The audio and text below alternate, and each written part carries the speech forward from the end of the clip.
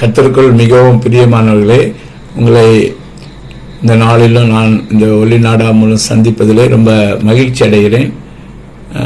இந்த நாட்களில் நம்ம பார்க்கும்போது, கரண்டாக நம்ம பார்த்து கொண்டிருக்கும்போது யுனைடெட் கிங்டம், அங்கே இங்கிலாண்டில் மிகப்பெரிய அது மத கலவரம் அப்படின்றாங்க. அதுக்கப்புறம் அது இனக்கலவரமாக மாறினது என்று சொல்லி பார்க்குறோம்.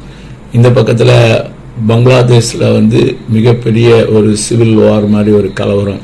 கொஞ்ச நாட்களுக்கு முன்னாடி நம்ம இதை இலங்கையில் நாம் இப்படிப்பட்ட பல மக்கள் போராட்டங்களை நம்ம பார்த்தோம். இப்படி பல காரியங்கள் நடந்து கொண்டே இருக்குது. இதை குறித்து வேதம் என்ன சொல்லுகிறது அப்படின்னு நம்ம பார்த்தோம் என்று சொன்னால், மத்திய 24ஆம் அதிகாரத்தில் 3ஆம் வசனத்தில் இப்படி சீஷர்கள் இயேசுவிடத்தில் கேட்டாங்க. பின்பு அவர் ஒலிவ மலையின் மேல் உட்கார்ந்திருக்கையில் சீஷர்கள் அவரிடத்தில் தனித்து வந்து, இவைகள் எப்பொழுது சம்பவிக்கும்?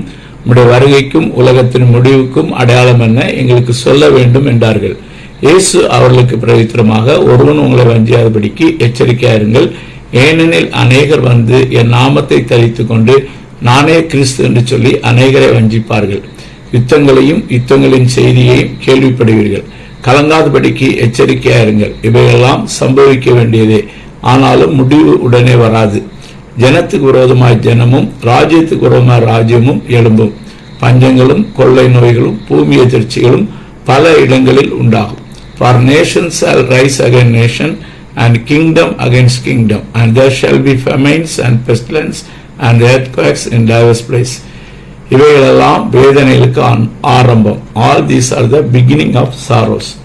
அருமையான தேவனுடைய பிள்ளைகளே, இந்த காரியங்கள் எல்லாமே இந்த உலகத்தின் முடிவுக்கான ஒரு நாட்களை நோக்கி இந்த பூமி ஆனது மூவ் பண்ணிட்டே இருக்குது என்பதை நம்ம புரிந்து கொள்ள வேண்டும். நாம் இந்த நாட்களிலே என்ன செய்ய வேண்டும் என்று சொன்னால், நம்முடைய மீட்பு சமீபம் என்பதை நாம் உணர்ந்து கொண்டு, காலம் மிகவும் குறைவாக இருக்கிறபடினாலே வேகமாக நாம் நம்முடைய வேலையை, நாம் கர்த்தரின் சித்தத்தை இந்த பூமியிலே செய்கிறவர்களாக காணப்பட வேண்டும். குறிப்பாக இந்த ஒவ்வொரு நாடு விட்டு நாடு, அப்படி மொழி விட்டு மொழி, பல தேசங்களுக்கு இப்படி பிரிந்து போயிருக்கிறார்கள். இன கலர், கருப்பு இனம், அந்த வெள்ளை இனம், சொந்த இடத்துள்ள மக்கள், அந்த இடங்களில் இருக்கக்கூடிய மத ரீதியான பெரும்பான்மையான மத பிரிவினர்கள் மற்ற மதத்தினரை அப்படி தாக்குறது, இந்த மாதிரி சம்பவங்கள் இது உலகத்தில் எல்லா நாடுகளிலும் எப்பொழுதும் அது இனி நடந்து கொண்டே இருக்கக்கூடிய ஒரு காரியமாக காணப்படுகிறது. மக்களுக்கு போதிய விதமான வேலை வாய்ப்புகள், வருமானங்கள், அவங்களுக்கு நல்ல வாழ்க்கை தரங்கள், மற்றவர்களைப் போல வாழ முடியலை அப்படின்னு சொல்ல வரும்போது, அவர்கள் நம்மளுடைய வேலை வாய்ப்பை யார் எடுத்து விட்டு போனார்கள், நம்முடைய ஐஸ்வர்யத்தை, நமக்கு வர வேண்டிய பணத்தை யார் சுரண்டினார்கள் என்று சொல்லி அவர்கள் விரக்தியிலே இருந்து கோபம் அடைந்து அவர்கள் ஒன்றுக்கு ஒன்று விரோதமாக தாக்குகிற சம்பவங்கள் இனி உலகம் முழுவதும் அதிகமாகிக் கொண்டே வரும். இந்த நாட்களில் ஒரு நல்ல ஒரு விஷயம் என்னவென்று சொன்னால், அவர்கள் தங்களுடைய சொந்த இடங்களிலே, சொந்த மொழி பேசுகிற மக்கள் மத்தியிலே, சொந்த அந்த கலர், ஸ்கின் கலர் இருக்கக்கூடிய மக்கள், அதாவது சொந்த இடங்களில் சொந்த ஜாதிகள் மத்தியில் அவங்க இருக்கிறது ஓரளவுக்கு அவங்களுக்கு என்னதான் இருக்கும், சேஃப்டி அவங்களுக்கு இருக்கும். மற்றவங்களுக்கு எந்த இடத்துலையும் உலகம் முழுவதும் பரவி இருக்கிற மக்களுக்கு யார் யாருக்கு விரோதமாக எழும்புகிறார்கள், எதற்கு எழும்புகிறார்கள் என்று தெரியாதபடிக்கு கண்மூடித்தனமாக ஜனங்கள் ஒருவரை ஒருவர் தாக்குகிறதும் அழிக்கிறதும் இந்த உலகத்தில் நடந்து கொண்டே இருக்கும். இந்த மாதிரி சூழ்நிலையில் கர்த்தருடைய பிள்ளைகளுக்கு நம்ம ஞானமாக நடந்து நாம் என்ன செய்ய வேண்டும், இந்த மாதிரிப்பட்ட பொல்லாத காரியங்களுக்கு விலகி நம்மை காத்துக்கொள்ள வேண்டும். கர்த்தருடைய பாதுகாப்பும் கிருபையும் அவருடைய பிள்ளைகளுக்கு எப்பொழுதும் எல்லா நேரத்திலும் இருக்குது. உன்னதமான மறையில் இருக்கிறவன் சர்வர்களுடைய நிலையில் தங்குவான், பொல்லாப்பு உனக்கு நேரிடாது, வாதையின் கூடாரத்தை அணுகாது என்று ஆண்டவர் கொடுக்கிற வாக்கு தத்தங்கள் தேவனுடைய பிள்ளைகளுடைய வாழ்க்கையிலே பலிக்கும். நாம் அதை என்ன செய்யணும், விசுவாசிக்க வேண்டும். நாம் இந்த சூழ்நிலையெல்லாம் பார்த்த உடனே பயந்து விடவோ, இதில் நாம் ஆகப்பட்டு மடிந்து விடுவோமோ என்று கலங்கவோ நம்ம தேவையில்லை. நம்ம உன்னதமானுடைய மறைவில் இருக்க வேண்டும். தேவனுடைய சட்டைகளின் கீழே நாம் காணப்பட வேண்டும். கர்த்தரின் நாமம் பலத்த துருகும், அதற்குள் ஓடி நீதிமான் சுகமாய் இருப்பான். ஸோ நம்ம வந்து சுகமான வாழ்வு இயேசு கிறிஸ்துடைய நாமத்தில் நமக்கு இருக்கிறது. அவருடைய நாமத்தில் நம்ம வந்து அடைக்கலத்தை நம்ம தேடிக்கொள்ளலாம். கர்த்தருடைய உன்னதமான மறைவில் நாம் காணப்படலாம்.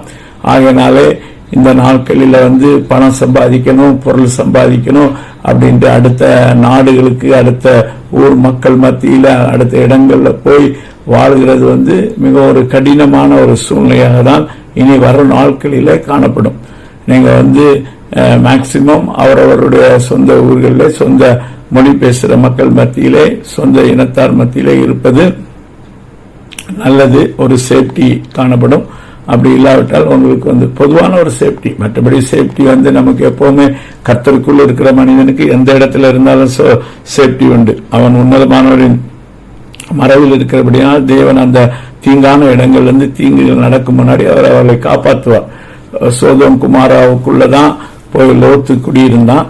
ஆனால் லோத்து ஒரு நீதிமான் அங்க உள்ள இருக்கிறபடினாலே தேவன் சோதோம் குமாராவை அழிக்கவில்லை.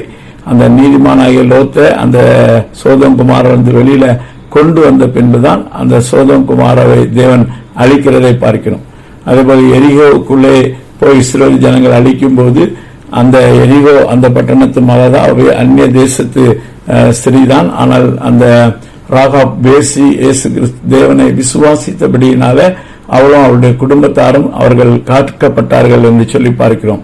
அதேபோல நோவா அவன் வாழ்ந்த காலத்திலே அவன் உத்தமனாய் வாழ்ந்தபடியினாலே உலகம் ஜலப்பிரளயத்தினாலே அழிக்கப்படும் போதும் அவனும் அவனுடைய குடும்பமும் தப்புவிக்கப்பட்டார்கள் என்று சொல்லி பார்க்கிறோம். ஆகையினால எந்த விதமான அழிவுகளும் ஆபத்துகளும் மோசங்களும் நம்முடைய சுற்றிலும் நடந்து கொண்டிருந்தாலும் உன் பக்கத்தில் 1000 பேரும் உன் வலப்புறத்தில் 10,000 பேரும் அது விழுந்தாலும் அது உன்னை அணுகாது.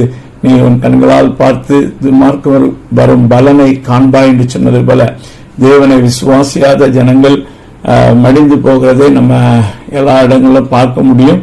அதனால் கர்த்தருடைய பிள்ளைகள் இந்த மாதிரி சொந்த ஊர்ல தான் இருக்கணும், சொந்த மொழியில தான் பேசுற மக்கள் மத்தியில தான் இருக்கணும், சொந்த நிறம் உள்ள மக்கள் மத்தியில தான் இருக்கணும் அப்படின்னு நான் சொல்லல. கர்த்தர் உங்களுக்கு தேவ சித்தத்தின்படி உங்களை வெளியிடங்களுக்கோ வெளிநாடுகளுக்கோ மற்ற மக்கள் மத்தியிலோ கொண்டு போயிருப்பாருன்னு சொன்னால் நாம் பயப்பட வேண்டியதில்லை. நாம் எங்கிருந்தாலும் நம்முடைய பாதுகாப்பு, சொந்த இடத்தில் இருந்தாலும் வெளியில இருந்தாலும் நம்முடைய பாதுகாப்பு வந்து உன்னதமான மறைவில் நாம் இருக்கிறதுனாலே கர்த்தருடைய பாதுகாப்பு தான் நமக்கு.